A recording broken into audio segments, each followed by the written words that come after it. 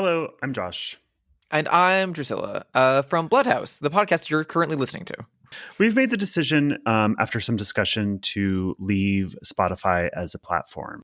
We know that a lot of you listen exclusively on Spotify. We're sorry if we inconvenience you, but we just felt like we couldn't stay in good faith on that platform.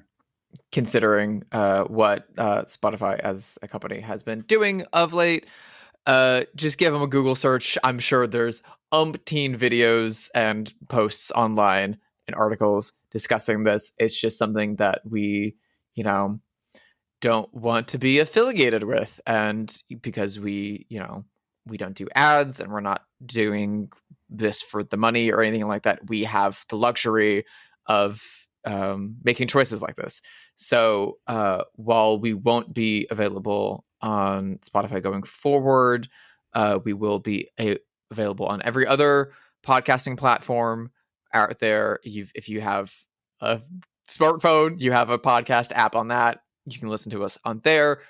We are setting up a YouTube channel where we will upload whole episodes there. You can listen to and watch those there.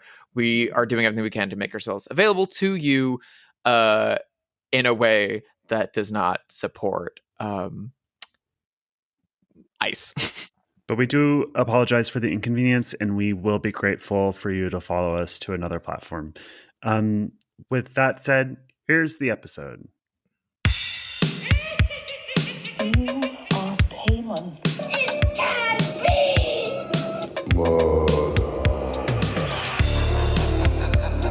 You're going to live death now. Hello, and welcome to Bloodhaus, the show where we talk about art house horror movies. I'm your host, Joshua Conkel. And I'm just here to watch you, Drusilla Adeline. Welcome to another week of Bloodhaus. It's an esoteric one, talking about format. Yeah. How's it going? It's going well. We are finally in November, which, brings all the depression into my bones. Oh, really? Yeah, this time of year it just starts getting me crashing. Yeah, kind of. It's kind of like, whoa.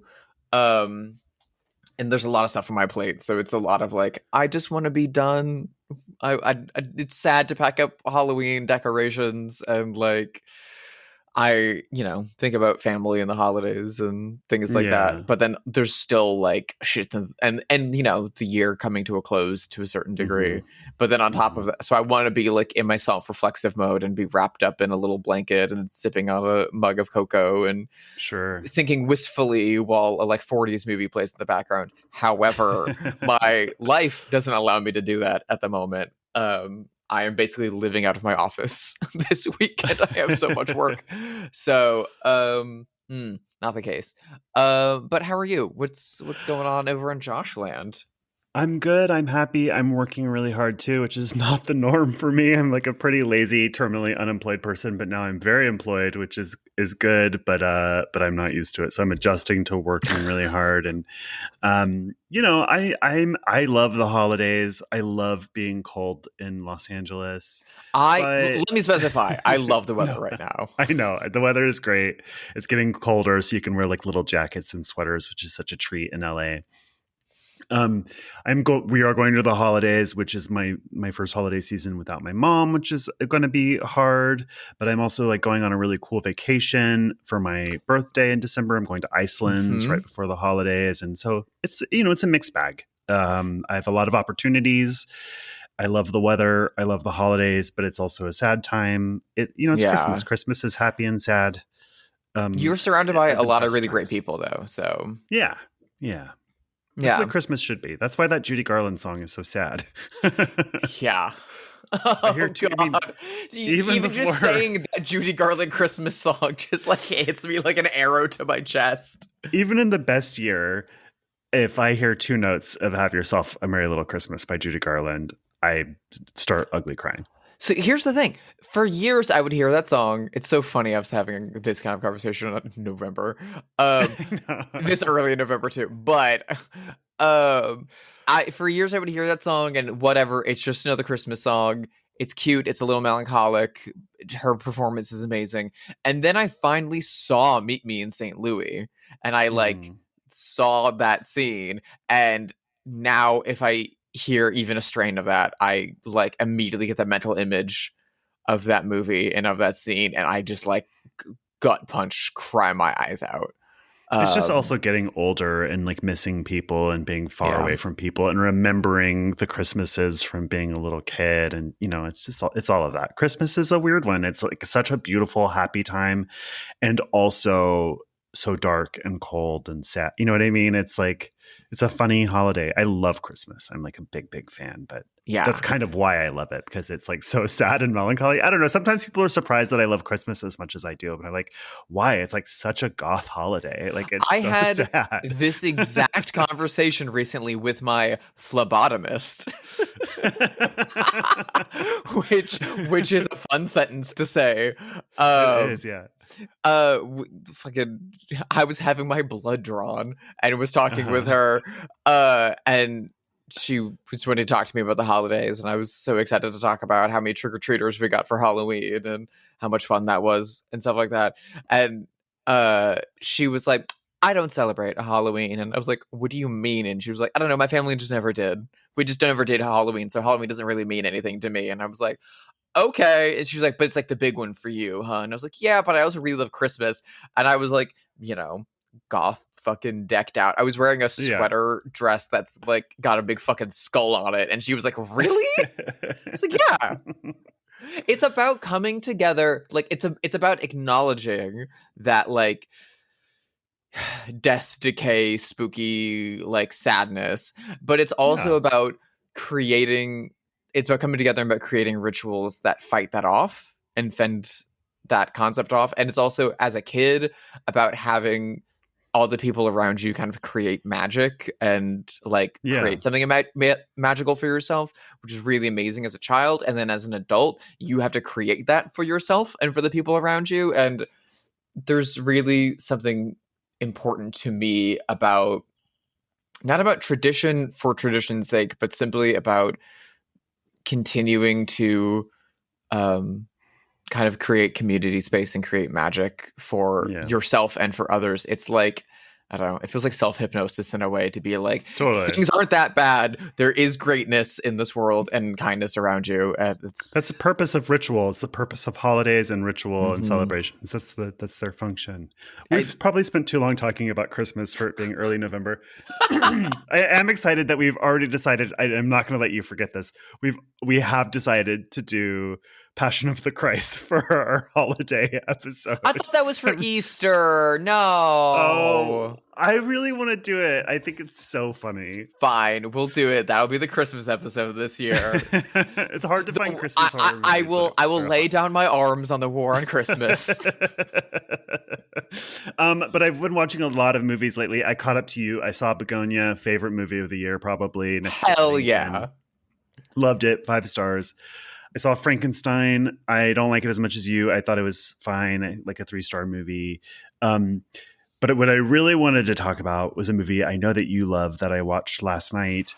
This is really not my territory. I'm sort of far afield for me in this space, but I watched randomly a film noir movie called In a Lonely Place. Because my friend was reading the novel and he was like, have you heard of this? And I just quickly looked it up and I was like, oh, that sounds good. The Dorothy B. Hughes novel, which is like very underrated. Yeah, that's what he said. He's like, this is this underrated novel. I'm really enjoying it. I think you would like it. He was recommending the book to me. And then I looked it up and saw that there was a movie. And I was like, oh, I'll watch this movie. It sounds really good while I order the book. So movie from 1950 starring Humphrey Bogart and Gloria Graham. Absolutely incredible Los Angeles movie.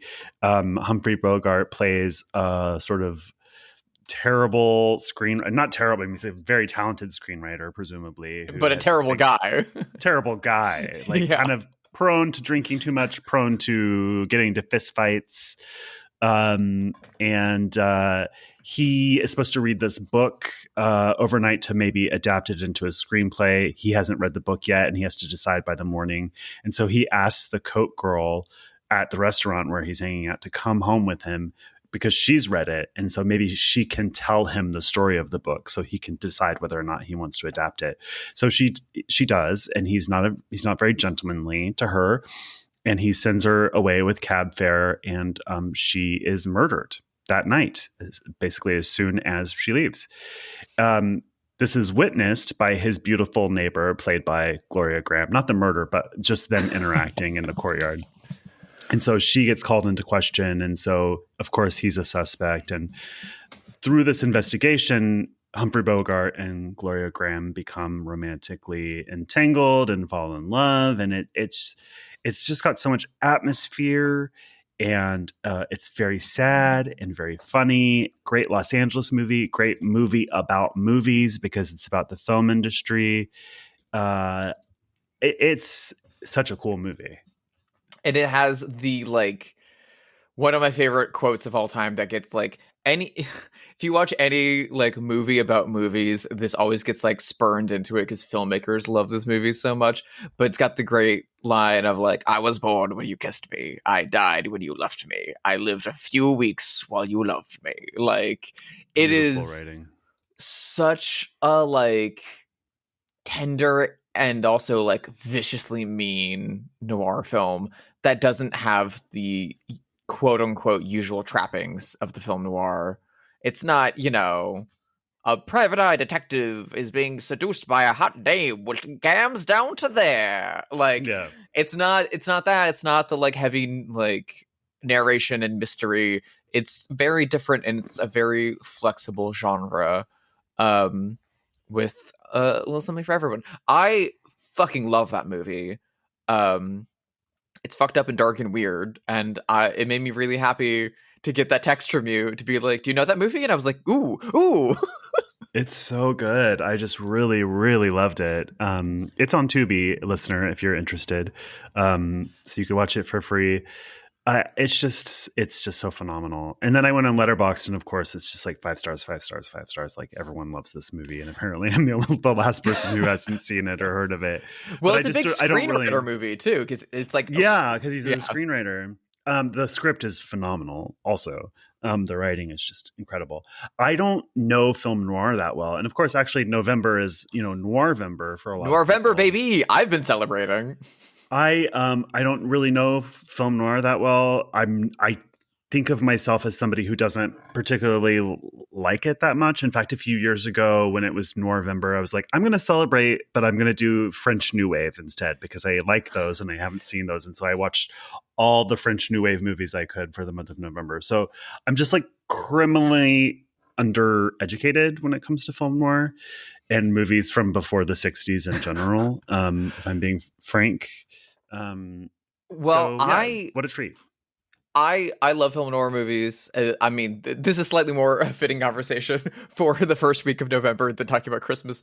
But I deeply love film noir movies. I got a big education in it when I first moved to LA because my roommate at the time was like obsessed with film noir and kind of watched through everything. So I like absorbed a lot through osmosis and watching stuff with him. But also the past like year and a half, almost 2 years, I've been working on a lot of noir titles with the Criterion Collection. The Big Heat, The Grifters, Bound.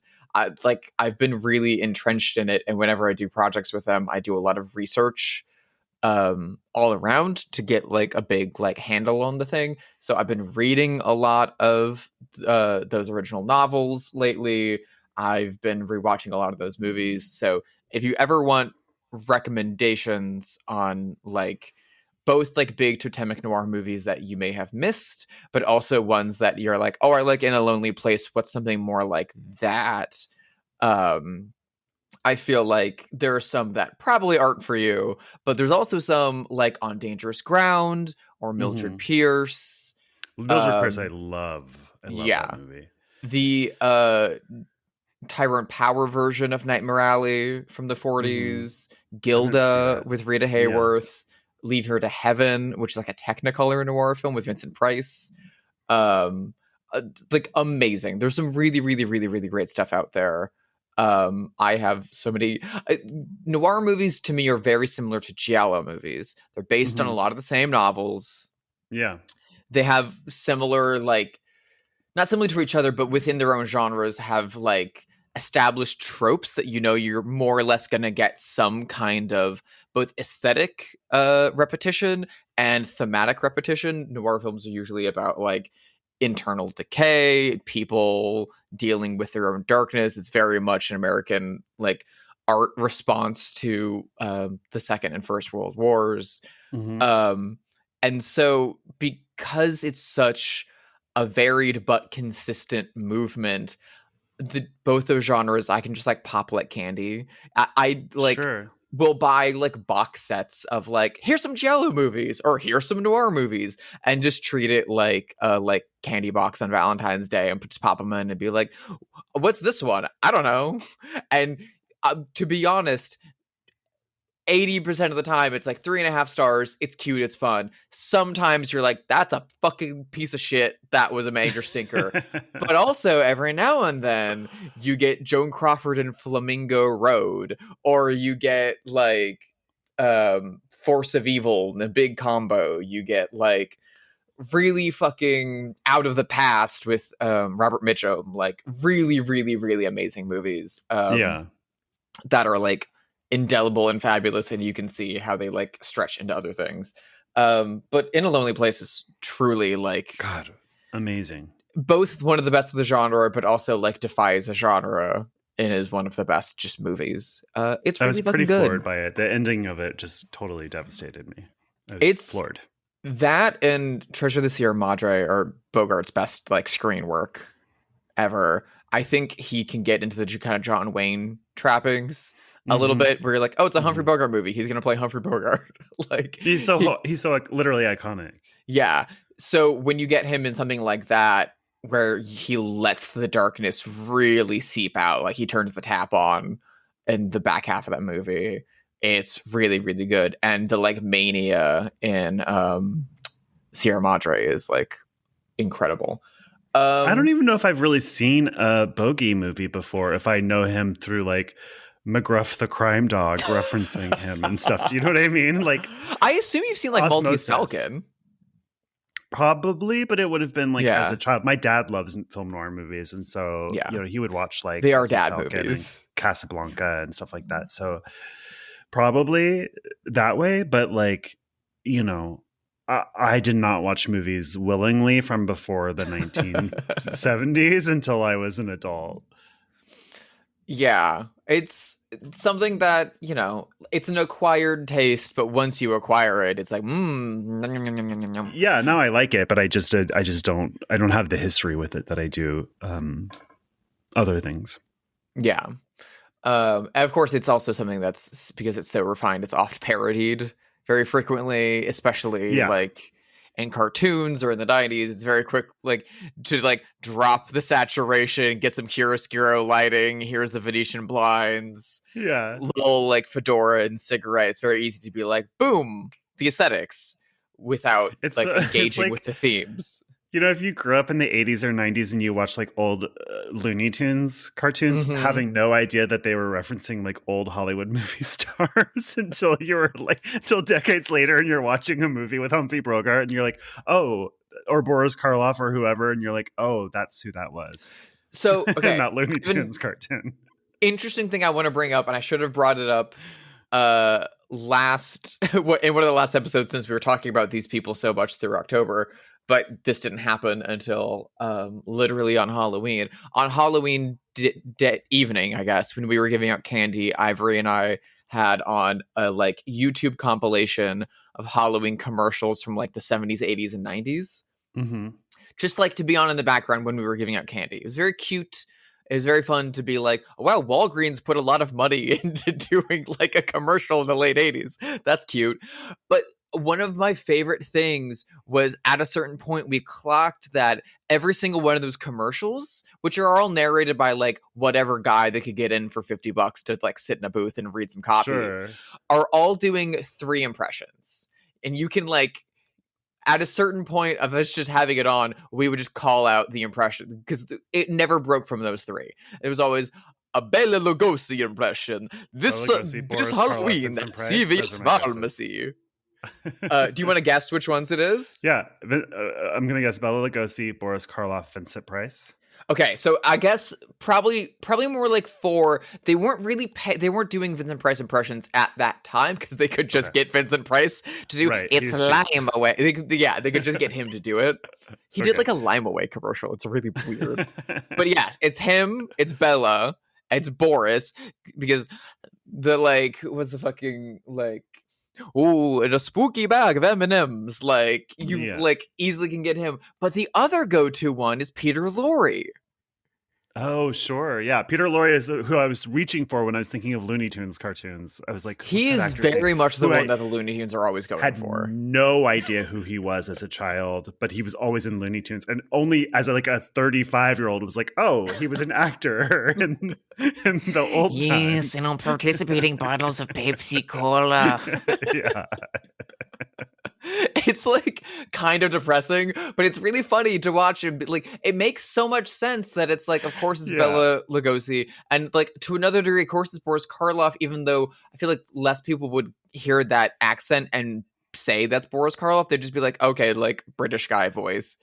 But the Peter Lorre one's really odd because he's not known for horror movies. He is creepy though. He's creepy though, and he, M, and to a lesser extent, Mad Love, which we've covered, and he did some of those Roger Corman, Vincent Price ones in the '60s before he died.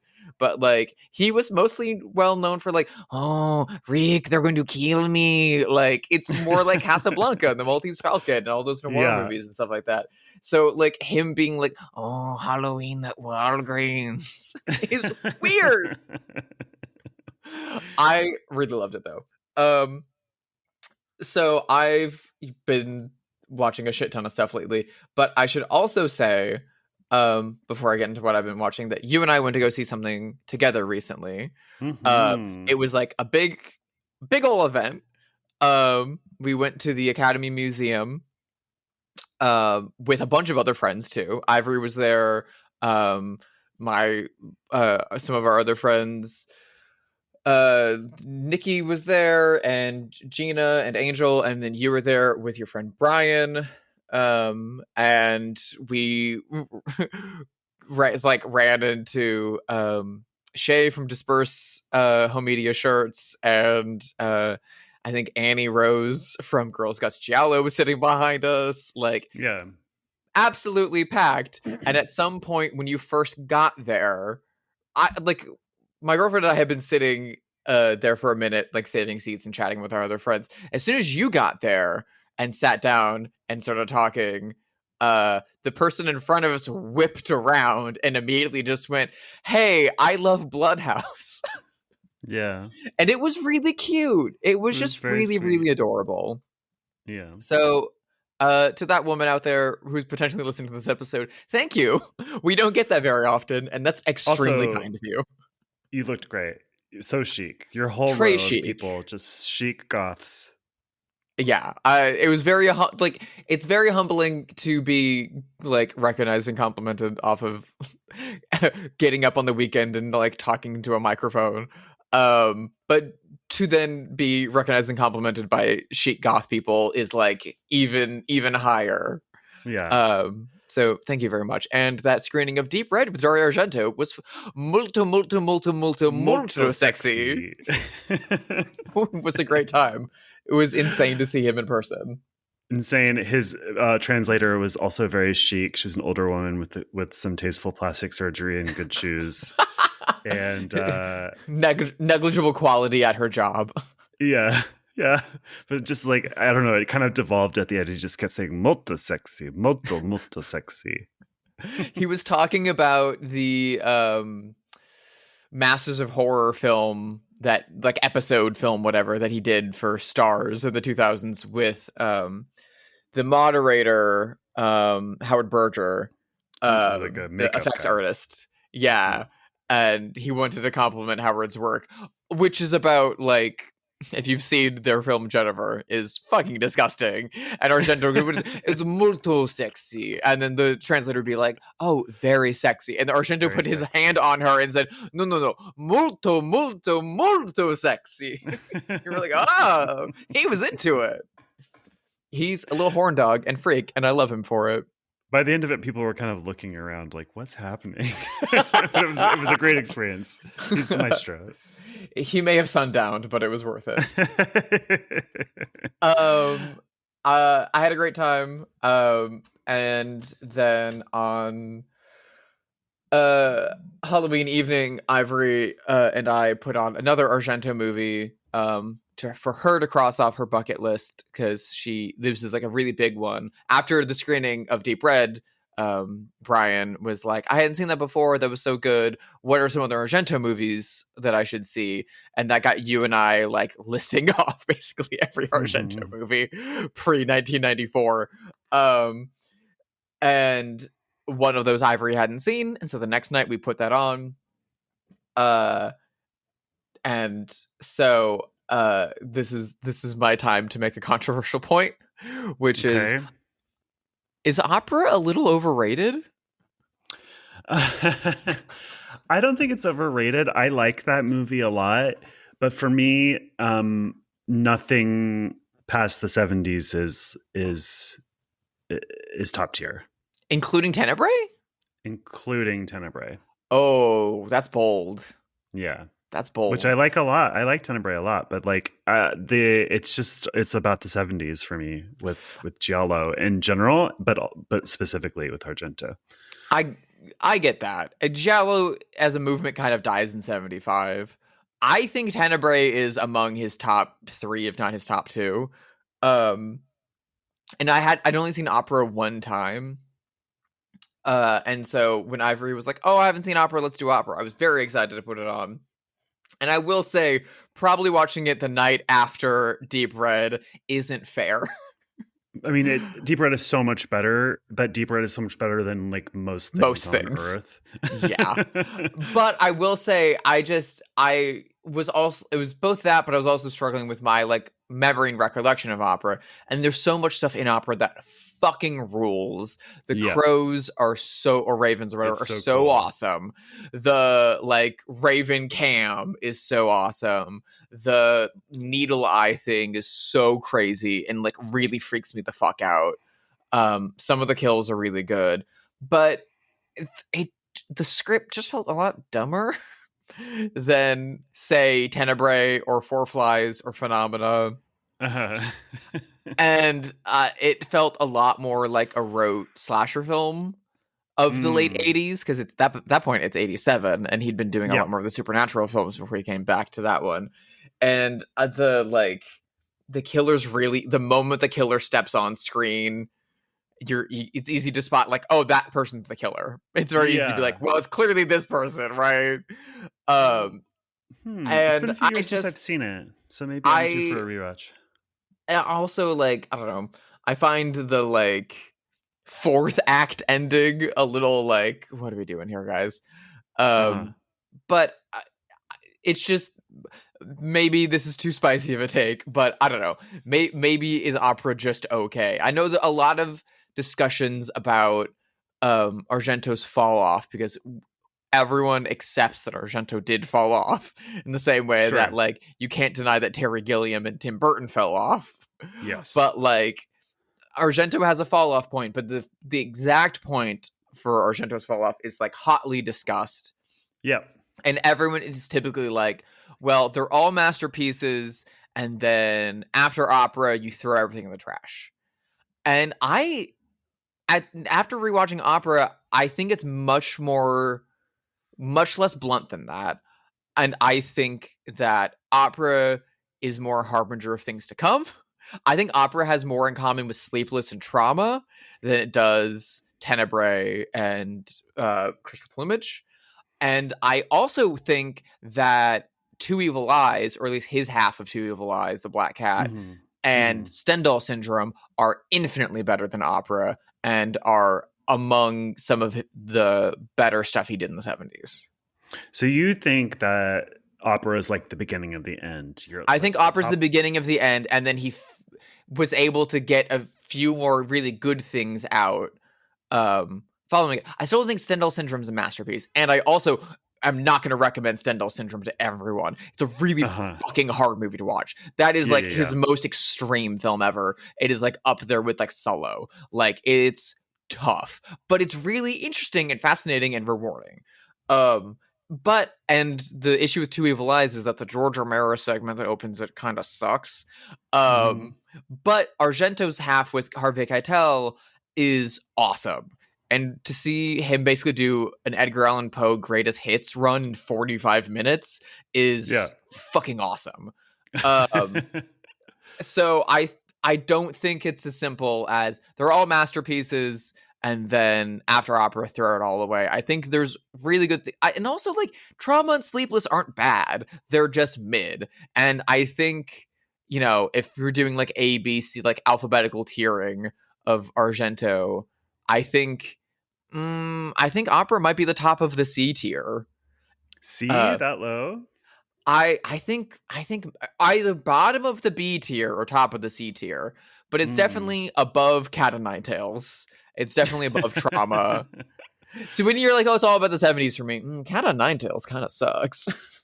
I don't know if I've seen Cat o' The Nine Carl Tails. Malden one. I don't think I've seen it. It's I just love fine. Crystal Plumage, Yeah. Deep Red, and Suspiria so much. Like those are my top 3 probably.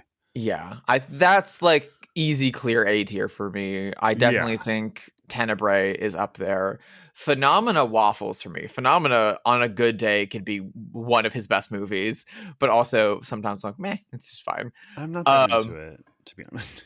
I also think Inferno is underrated as hell. I think Inferno fucking rules. It's been too long since I've seen Inferno. I can't really recall it that much. Well, now that it's owned by Disney, we'll see when you'll be able to see it again.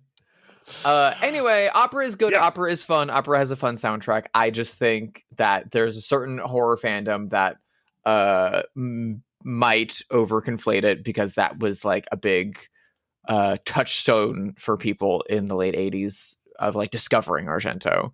And it's more into the slasher cycle. Who are so into like gory 80s movies, right? Like it's those people. Yes. They're hanging on for dear life. I mean, these are the same people that are hanging on to Friday the 13th, like someone's trying to take it away from them, you know? Yeah.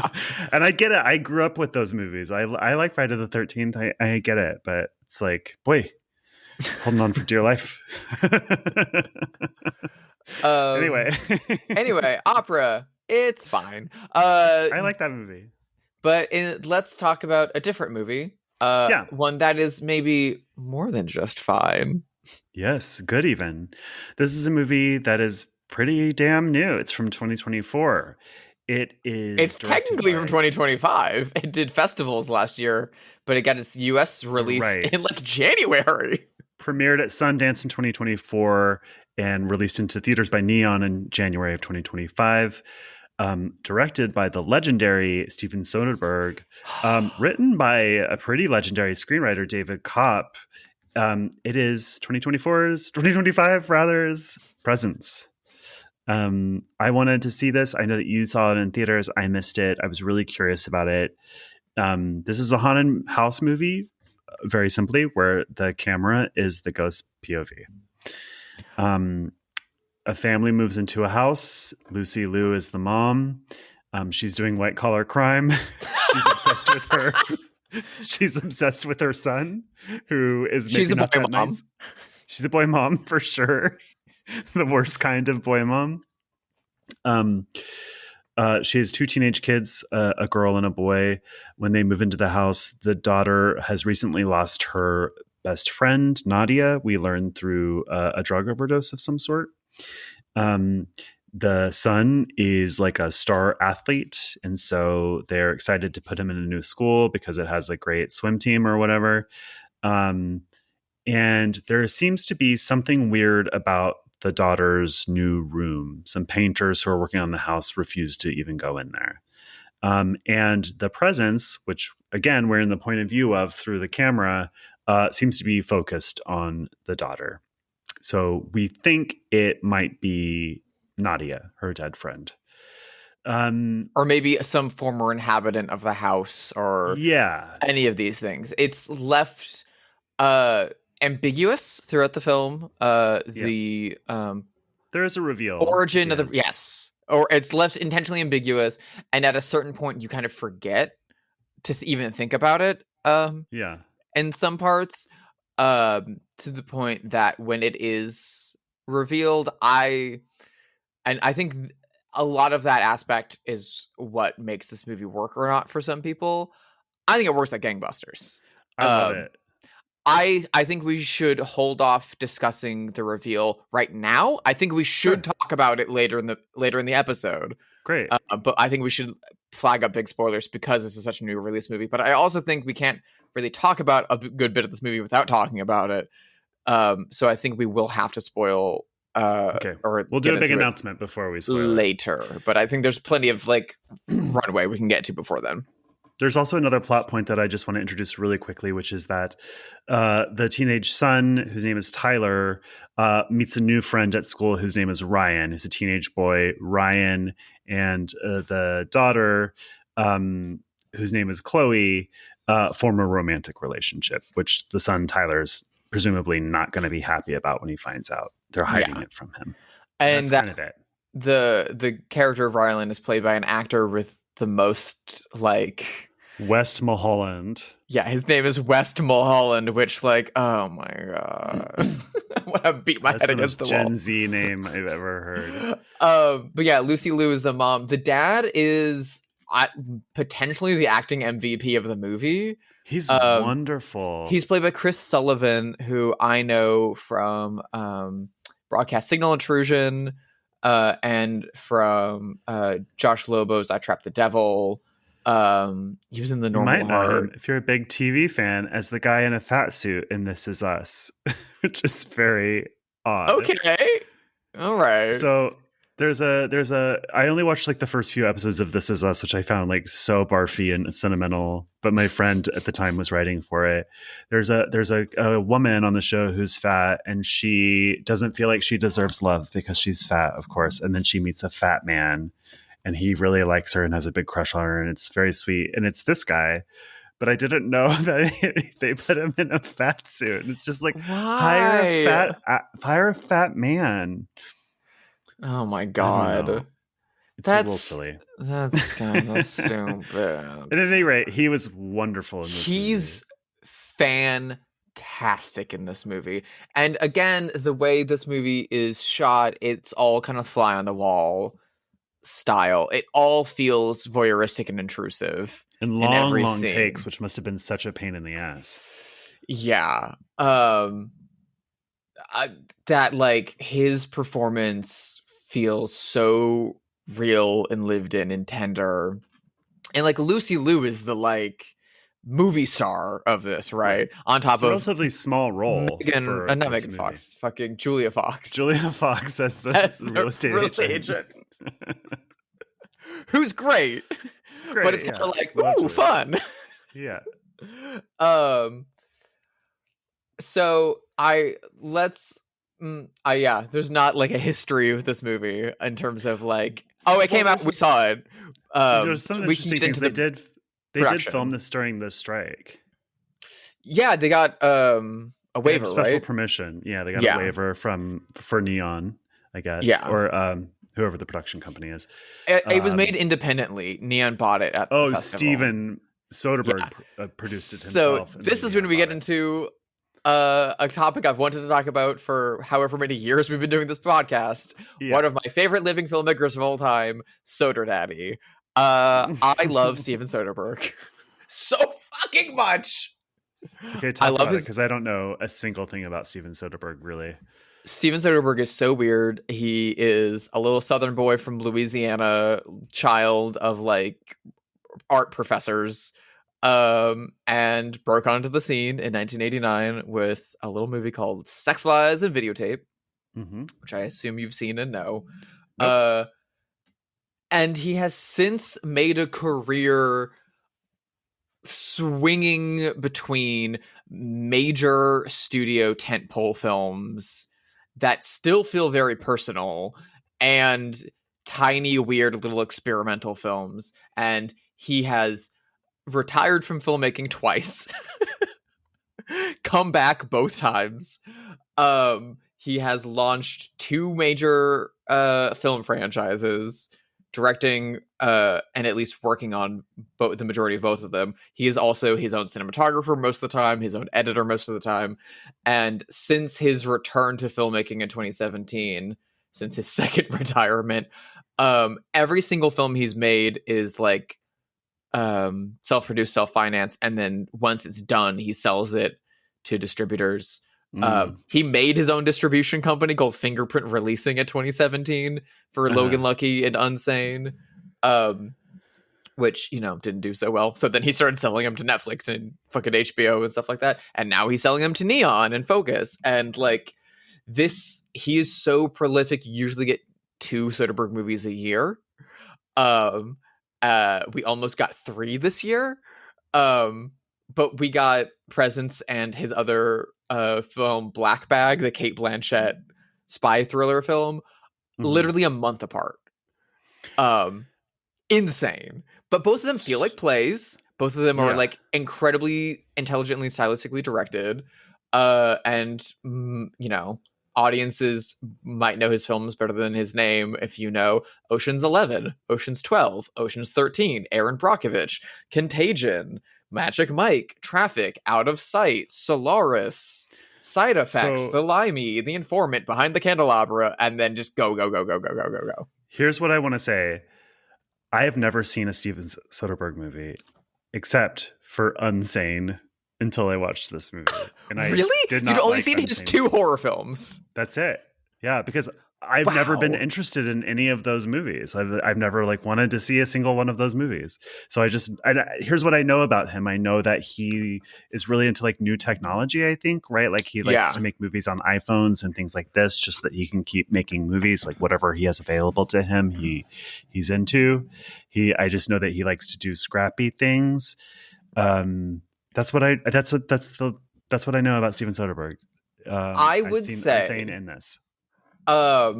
He's gotten a reputation post, like since the late 2000s and into the early 2010s as like, oh, he was the first guy to use a red camera to shoot Che, and then he made he made multiple movies shot on iPhones. Yeah. With High Flying Bird and Unsane. Obviously not the first to do that. Sean Baker was the first to have like major success with that with Tangerine. It's kind of not a big deal anymore. I mean, 28 years later it was filmed on an iPhone and it's like stunningly beautiful. And they didn't mention it at all. Yeah. But like before that he was like known as like a chameleon who would get lost in whatever the movie he was making. Like you really couldn't tell the voice. You just could tell that was a really good movie. And he was most well known as like an actress director. So like directing Aaron Brockovich and Traffic in the same year, he was nominated for Best Director at the Oscars for both and then won it for Traffic. He beat himself, which is like impossible. Like Aaron Brockovich is really good and is widely regarded as like, you know, great Julia Roberts performance, and also what's his name? Who's so good on that? Albert Finney. Obviously, I'm a big sucker for the Oceans franchise. I think they're fabulous and incredibly stylish films. But I like same thing with like Out of Sight, which is like a really good genre movie. I think Side Effects is a like Giallo-esque Hitchcockian like thriller that's got some really, really fun shit. I really love his experimental films like Schizopolis, and his Spalding Gray films like Grey's Anatomy and Everything's Going Fine. I kind of like everything he does. And 2 things I want to say is that, one, the reputation that he's gotten as being like, oh, he's the guy to like work with new technology because he wants to like separate the bridge between thought and action as much as possible so that he can make productions cheaper and faster, and so he can just make things happen. He, again, as his own DP and his own editor, that makes a lot of sense. He's very scrappy in that way. Shooting on a red, shooting on digital, shooting on iPhone. Cool. The joke I always make about that is, you know, that the like attempt to introduce AI into Hollywood is bullshit because Steven Soderbergh refuses to do it. Yeah. If it Of was course. actually anything sustainable or creative or useful, Steven Soderbergh would be using it, and he's not. Yeah. Yeah. So that's the first thing. The second thing I want to say is to just tell you, Josh, that there are some really beautiful gems in his catalog that you would love. I think you would love King of the Hill, which is a period film about a young boy in the in the Great Depression who lives in an apartment building with his or like a hotel room essentially with his parents and younger brother. And when his mom is sent to an asylum, his dad has to like go out on the road again, like selling Bibles or whatever.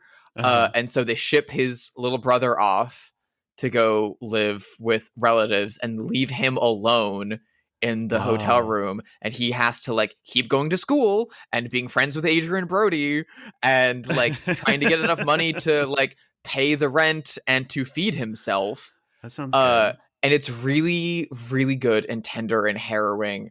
And the like final act of it is that he isn't able to pay the rent anymore, so he has to lock himself in the hotel room so that he doesn't get evicted. And it's like there's a scene of him like cutting out pictures of food from a magazine and putting it on a plate. It will like break your heart. King of the Hill is so good and really tender. I think you would really like Let Them All Talk with Meryl Streep, which is just Meryl Streep wanted to go on a cruise. Yeah, sure. And they made a movie. It's really, really good. I think Schizopolis is underrated as fuck. I think Behind the Candelabra is Camp High Heaven, and it's really fun. I did mean to watch that one when it came out. I think you would like that. I also think you would like Side Effects, and I think you would love Sex, Lies, and Videotape. Soderbergh doesn't really write his own films anymore. He wrote Sex, Lies, but now he's very much like works with a handful of screenwriters that he likes. One of them being the writer of Bill and Ted, that just now writes stuff for Soderbergh, or just writes stuff and then hands it to Soderbergh, and then it gets made. But David Koepp, the other side of the coin here, is like a like 90s screenwriting fucking legend. He's one of the most successful screenwriters of all time. I think I want to say he's like the fourth most lucrative screenwriter. He wrote Jurassic Park. He wrote the first Mission Impossible. He wrote the most recent Indiana Jones. He wrote the first Spider-Man. He wrote Death Becomes Her. He wrote Panic Room. He wrote War of the Worlds. He wrote Carlito's Way. He's like one of De Palma's guys. He's one of Steven Spielberg's guys. Like he's one of Ron Howard's guys. I really like this movie. I think the shortcoming of it, if any, is the writing. I have to say. And I feel crazy saying that because he's like obviously way more successful a writer than I am. But I think some of the actors, and one in particular, is not up to the challenge of this movie. And that's the actor who plays Tyler, the brother. That's fair. And I think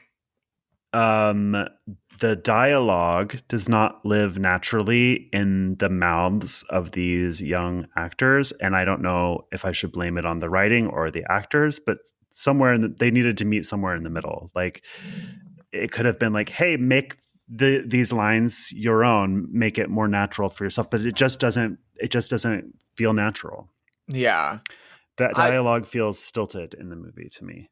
And not just of course, the adults as well, to some extent, but mostly the young people.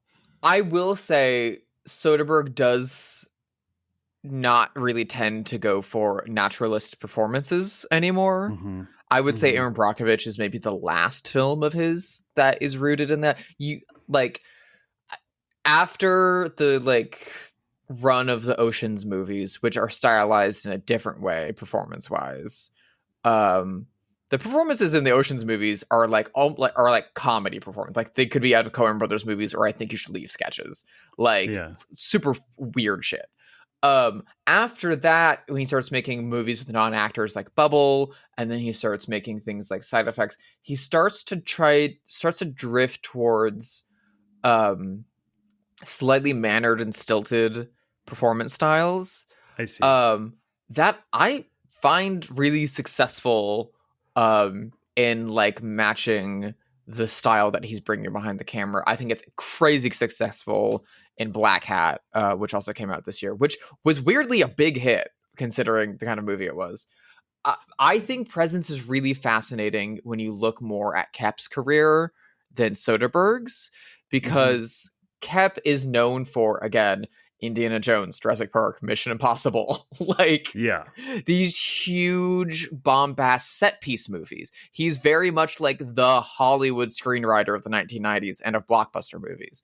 And so for him to say, I want to write a really small chamber horror film. This isn't his first horror movie. The first and I think only movie he ever directed was Stir of Echoes, the ghost movie with Kevin Bacon, which I assume you've seen. I have, yeah. Which is fine. It's fine. It's fine. It's got some interesting stuff in it, but it's fine. It's interesting to see him return to doing a like haunted suburban house film, but treating it more like a play. Treating it more like we can't leave the house. We have these characters and we are going to watch them.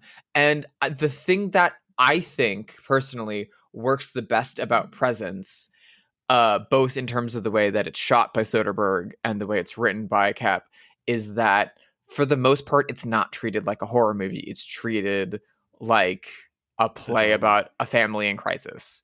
And the thing that makes it a horror movie is the way that Soderbergh is shooting it from the ghost's eye. Because if you didn't have that, then you would just have a family drama where every now and then something goes bump or something shakes off of a table. There's not that much script-wise that leads into it until the final act. And so Soderbergh's camera really... Again, it's an experimental choice from him in the same way that Schizopolis is, that Bubble is, that, you know, all those other films. And I think this is one of the most successful experiments he's ever had. I mean, it works totally for me. The Presence is a character, right? It's like, it's a character in the movie, and it has opinions, it has feelings. Obviously, you know, there's a scene where Ryan has come over and he's talking to Tyler about stealing drugs from his dad, who's a pharmacist. And we're in Chloe's room and the door slams shut. So now we know that the Presence doesn't want Chloe to overhear this conversation, right? So like the Presence has opinions, it has thoughts, it has feelings. We know that it's guarding Chloe for some reason. So it's a character. And it's kind of the character that we feel the most close to because we're in its point of view. And I think that's really fascinating from the like kind of Roger Ebert cinema as an empathy machine context about this movie, because it's both putting you in the shoes of a character that you don't know, presumably, and also it's not like other films where, like, you know, you're in a very like locked POV, like 1917 or, you know, Nickel Boys or something, where you're very locked in, but you kind of know the like external logic of the character within the narrative. This is like true blank slate, and you as an audience member are having to suss out by the action, but you also like build so much of a relationship and so much empathy for this ghost entity, but also for every member of the family. As much as like Lucy Liu is kind of a monster in what she does and what she tries to not do throughout this film, you also like can understand her even when she is making horrible decisions. You have so much empathy and respect and like care for the dad when he's out on the back porch calling a lawyer. And it very, very much, because the Presence has an attachment to Chloe, you as an audience member immediately kind of relate to her. And she's, you know, dealing with the death of a friend. She is depressed. She is like moody, angsty teen that like the parents don't know what to do with, and the older like jock brother doesn't know what to do with. And it like creates a sympathy that like when you get Chris Sullivan having to like defend her to his wife, it's like really, really hard to watch. And like, I found the family drama aspects of this movie extremely relatable. I know a lot of horror people are like threw their hands up and were like, I got fucking hoodwinked. This isn't a horror movie. This is just some fucking drama about some fucking people. I found all of that so goddamn relatable, and Me too. it then deepens the horror elements.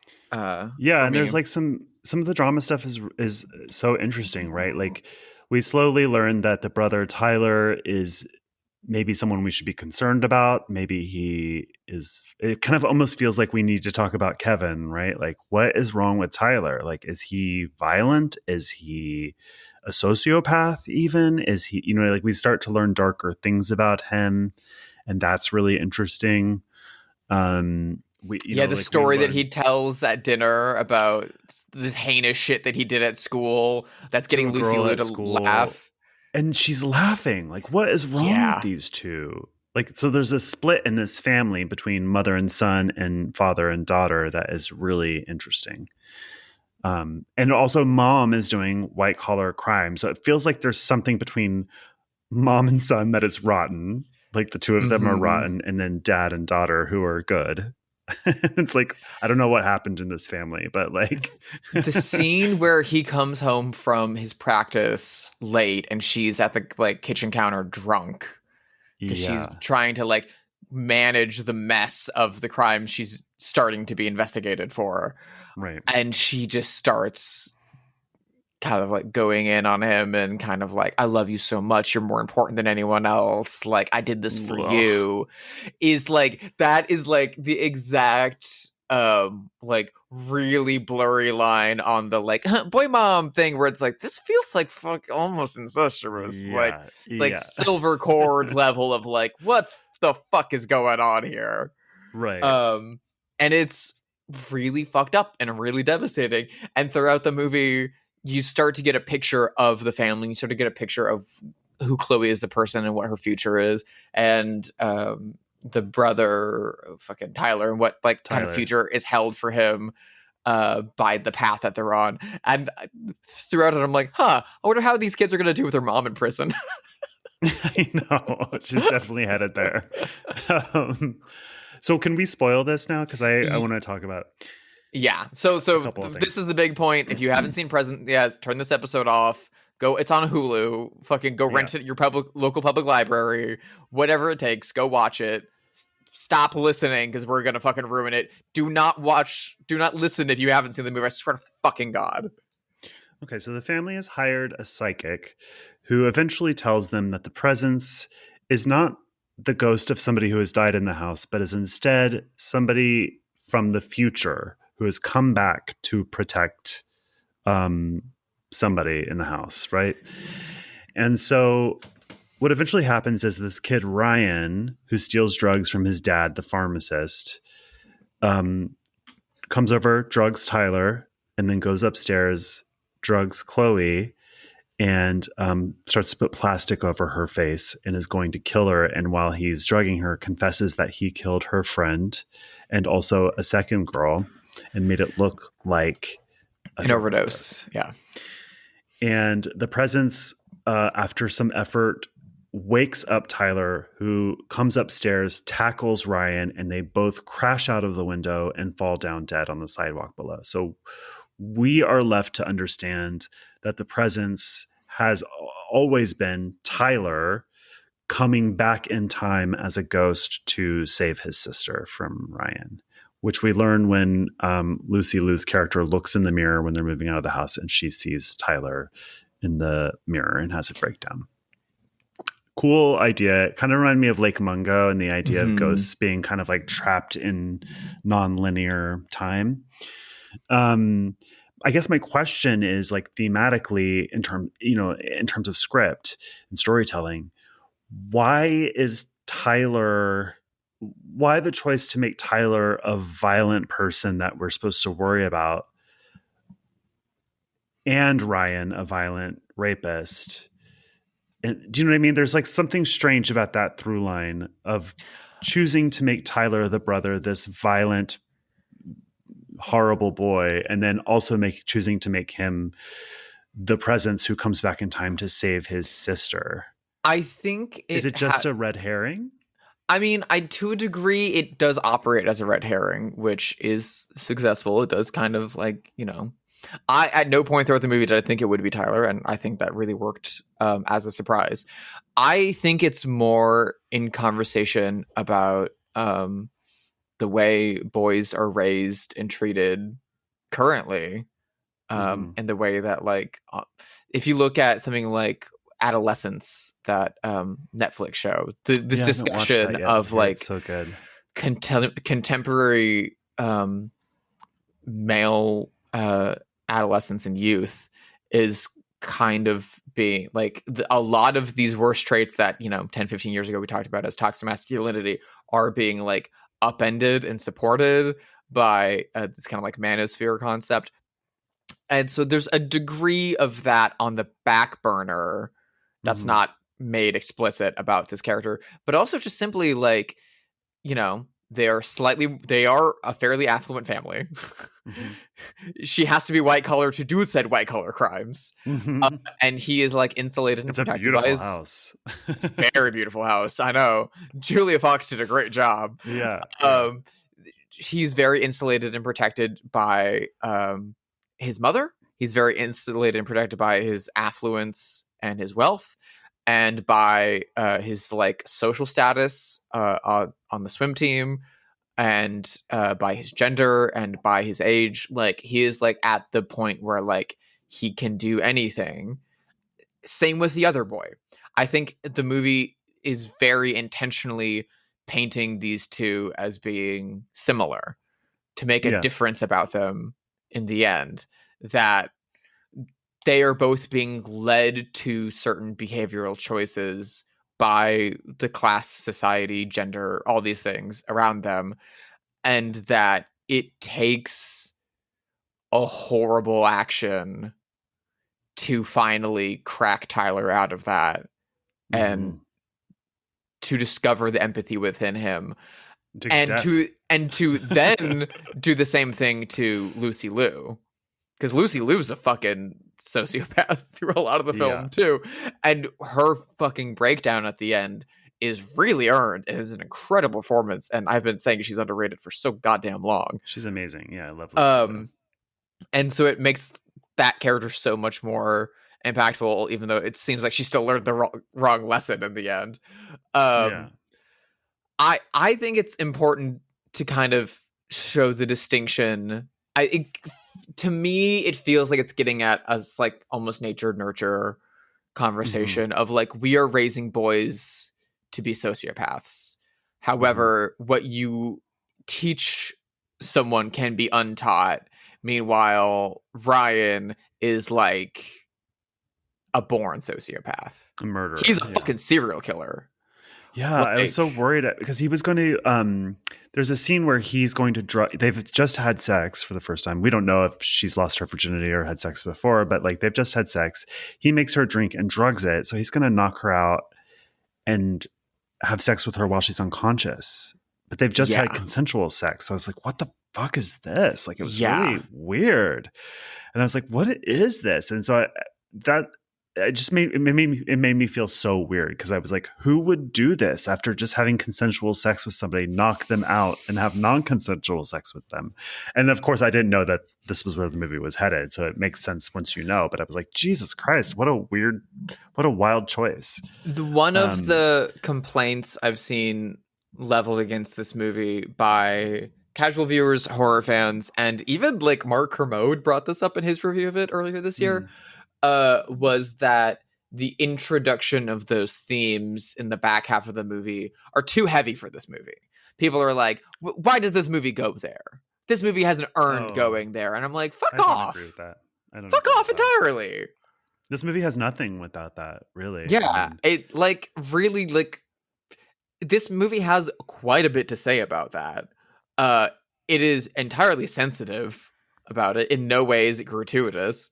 And in no way is it endorsing any of that behavior. No. At all.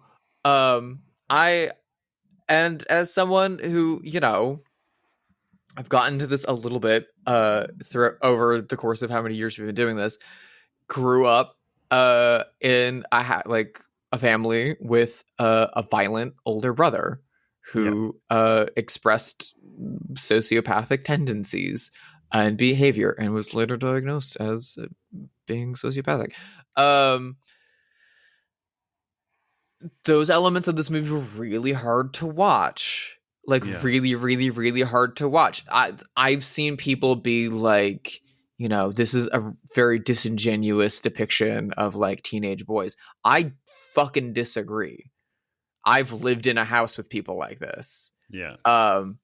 This movie, I cried my eyes out in the theater watching this movie. It's the most I've ever been emotionally impacted by a Steven Soderbergh movie ever. He's usually the guy that I go to for like fun getaways. I did cry at the end of Let Them All Talk. I will say, Let Them All Talk is underrated and very good. This really pulled the rug out from under me, not only in its surprises and its reveals, but in the like thematic concerns it was getting at. And like, even though Tyler is a fucking piece of shit in a lot of ways, reminds me of my brother in some respects, he ultimately makes choices that those people that I know in my life never would. And so to see that shift in behavior, and maybe that's a hopeful choice of screenwriting, I think it is beautiful and very impactful for me. Also, how supportive the father is, even though he's amazing. more demure, is also something that, like, good God, what I would have given for a presence like that in my adolescence is for not the ghost, but the like supportive, kind father. Like, my God, this movie wrecks me. I think it's one of the best movies of the year. I think it doesn't get its flowers. I think because of the quote unquote gimmick of how it's shot and how it's marketed, and because of the, you know, genre elements at play, that I think it was overlooked by more dramatic and art house critics, and because of the more theatrical aspect of the script and that nature of it, that I think it was overlooked by the horror fans as kind of being neither fish nor fowl. This movie works on all cylinders for me. I have no notes. I think this is an almost perfect film. It's a very small film. It's a very minor film in the catalog of everyone involved in it. But I think it's a minor miracle, and I think it's painfully underrated. And it's very special to me. And I know that I'm coming to it with a lot of personal baggage. Sure. But I think this movie really, really, really works. And it's a tough watch, but it's a very rewarding watch. I really liked it. I'm glad I got to see it finally. And I'm excited to learn and watch more by Steven Soderbergh. Ocean's 12, dive into the deep end with me. Let's play Have They Seen It? The game where we speculate wildly whether notable figures have seen this movie. Let me think of somebody really quick. Okay, this person came to mind because I saw him at the same event where I saw Lucy Liu. And that person is Arnold Schwarzenegger. Do you think Arnold Schwarzenegger has seen Presence? Sorry. I was down on the floor picking up all these names you just dropped. I don't know either of them. I just saw them in the same place. I do not think Schwarzenegger has seen Presence. No, I don't think so. I don't think he would like it. What about Patrick, though? Patrick may have seen it. Patrick Schwarzenegger? Actually, yes. Yeah. He's like the subject of this movie, basically. Yeah, fair. Oh my God. I have it on good authority from somebody I'm quite close to who's a teacher at a very fancy LA private school, someone I won't name, that when Patrick went to that school, he, quote, caused actual harm, end quote. Yeah, I mean, based on his White Lotus performance, that doesn't surprise me. Yeah. His character on White Lotus also was like who he is, actually. Very close to my brother, and I was like, no thank you. No thank you, no thank you, no thank you. Oh my God. So this movie is written by David Koepp, who has a fun name to say, and who's written a lot of movies in the 1990s. Some of them were written for the same filmmaker multiple times, not Steven Spielberg, but someone who has a much deeper connection to the genre. And that would be the director of Snake Eyes, Carlito's Way, and Mission Impossible, Brian De Palma. Do you think that Brian De Palma caught Presence 2025? Yeah, actually, I think he would have seen this. I don't know why. Do you think he went to Sundance this year or last year, I guess? I would love to see him waddle down to Sundance. I love that man. I hope he's getting out of the house and going to film festivals. I don't know if he is or not. From my understanding, he and his wife just stay at home and write novels together. That sounds which nice. is cute as hell. I think he gets out to the theater for stuff like that. I feel like I feel like he saw this. I feel like he would really like the script. I cannot imagine Soderbergh and De Palma having a conversation that doesn't end in a fist fight or like a screaming match. Why? They are so, like, I don't know. They seem so diametrically opposed as filmmakers to me. They both love a gimmick, though. I mean, like, They do love a the De gimmick. Palma split screen is a gimmick. Well, and also the long one are at the beginning of Snake Eyes. Yeah. The like, the very like Touch of Evil kind of thing. He does. They're both friends with David Koepp, apparently. I mean, famously, Tom Cruise fired David Koepp off of Mission Impossible, and De Palma kept him around in Eastern Europe where they were filming it, like paid for his hotel room, and then would come back after shooting and be like, okay, so we need punch-ups on this, and this, and didn't tell anyone that Koepp was there, like ghostwriting the movie. Hilarious. That movie is a mess. I can't believe it. The production of that movie was a fucking mess. I can't believe that turned into a major franchise that all rocks except for one. Anyway, yeah, I could see De Palma going to see this, and I could see him respecting it. I don't know Or if he just would watching like it on it. Hulu at home. Yeah, in between Kardashian episodes. In between episodes of All's Fair. You think Brian De Palma's watching All's Fair from Ryan Murphy? I'm so curious about that show. Please but I'll never don't. watch It's it. like it got massive numbers because people are hate watching it. Please don't contribute to that. Let Ryan Murphy die in the vine.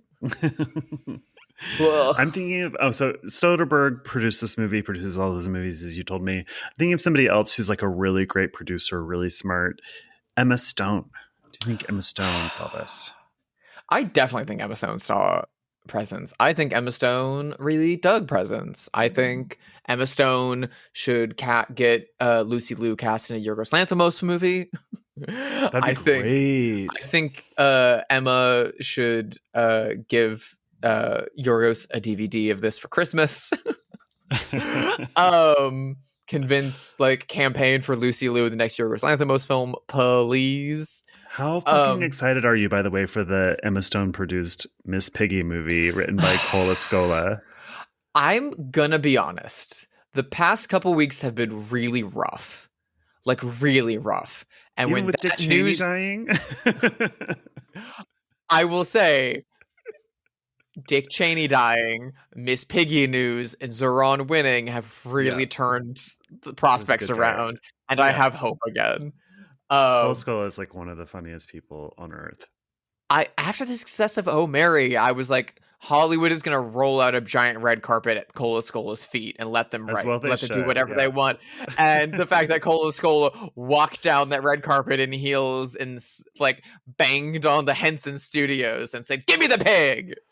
Yeah, I respect the. Apparently, Jennifer Lawrence is a producer on it. That's how this came out. Was Jennifer Lawrence was on a podcast promoting Las her new movie, Dr. Love. So apparently, it started in pandemic and lockdown when everyone was being canceled, and those two, Emma Stone and Jennifer Lawrence, had an idea to make a movie about Miss Piggy getting canceled.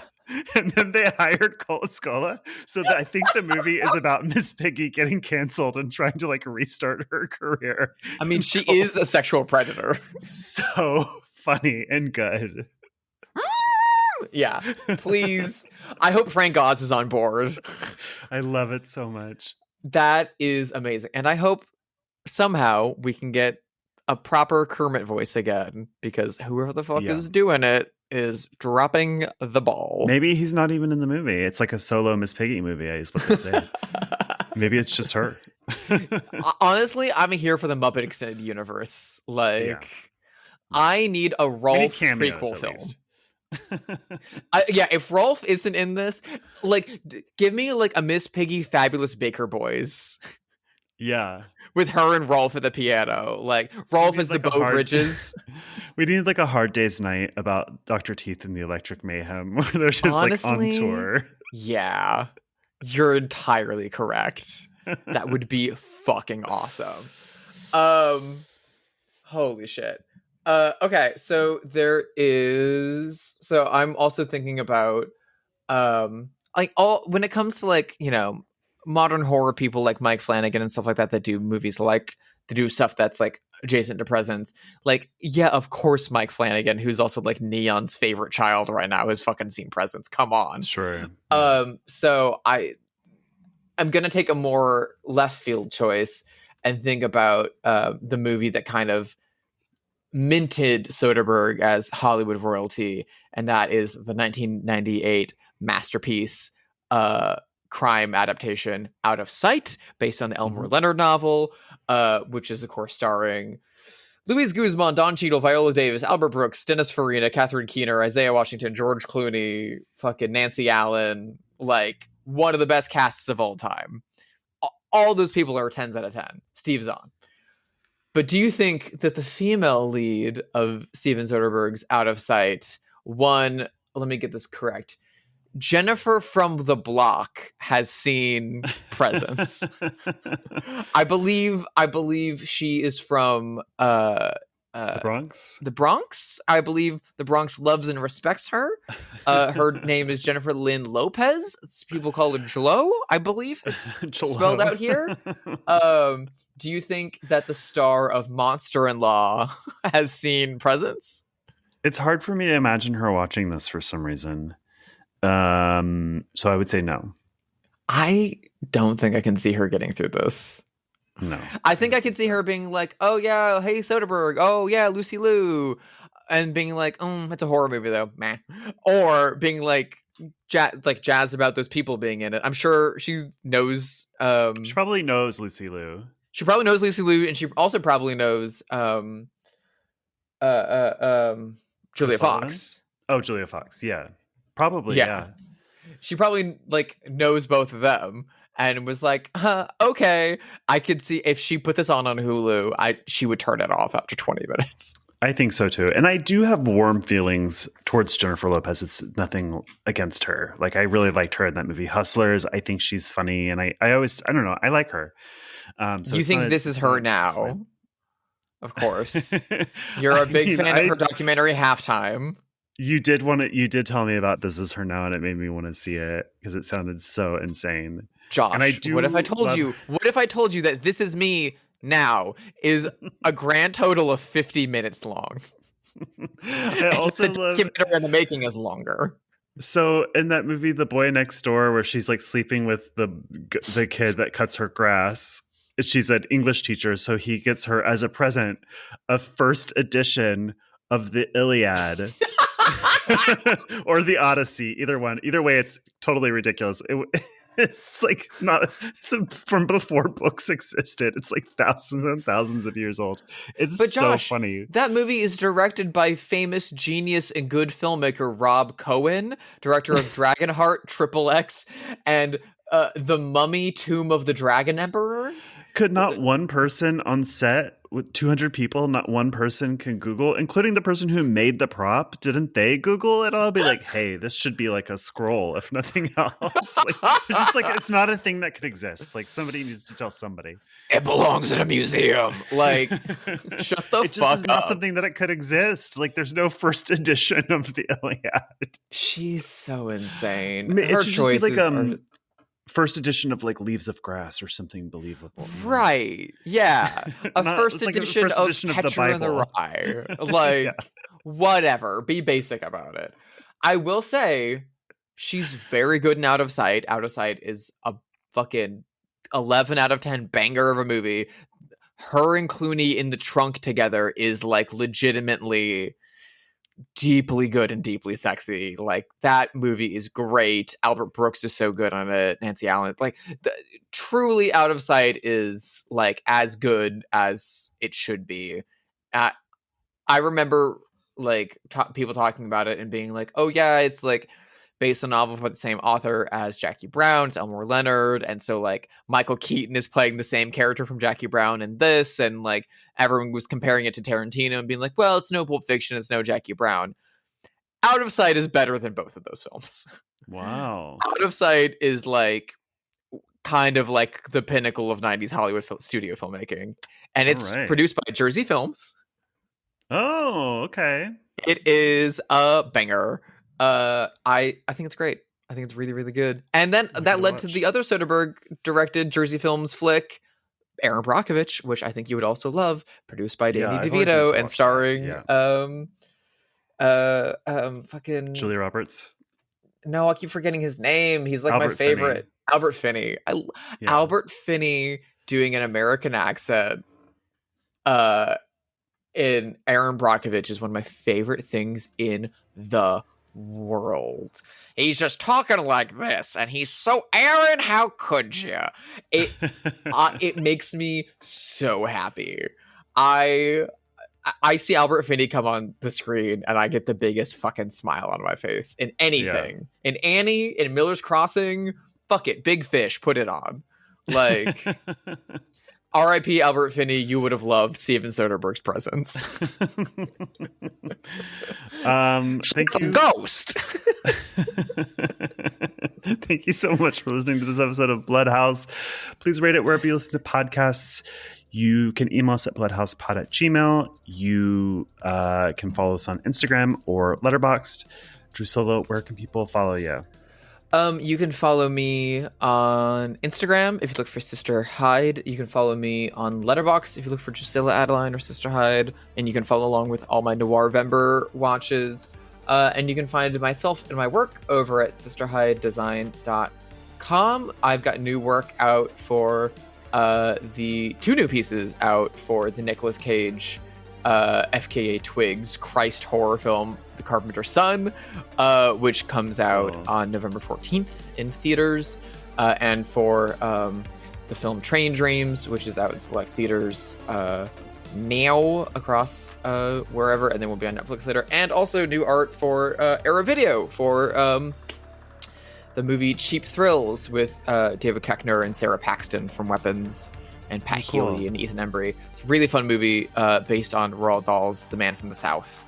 Oh, wow, cool. It's fucked up and mean and very fun, and I'm really glad that I got to work on the Arrow edition and literally flush money down the drain. I did a photo shoot with some like money floating in a toilet for the disc art that I'm like very proud of.